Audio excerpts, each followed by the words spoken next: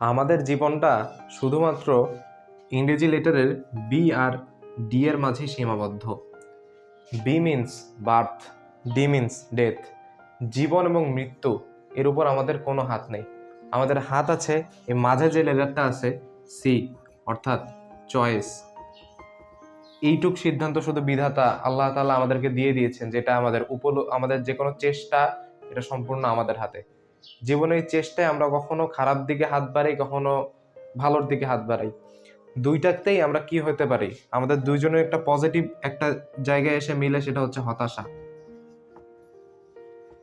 এই হতাশা থেকে দূর করার জন্য বা আমাদের ডিপ্রেশন দূর করার জন্য ধর্মের বাইরে বা ইসলামিক রিলিজিয়নের, আমি তো ইসলামিক রিলিজিয়নের মানুষ, রিলিজিয়নের বাইরে আমি কোনো কিছুর সমাধান পাইনি। সমাধান আসছে শুধু তিনটা জায়গায়: একটা দরুদ, একটা ইস্তেগফার এবং একটা নফল সালাত।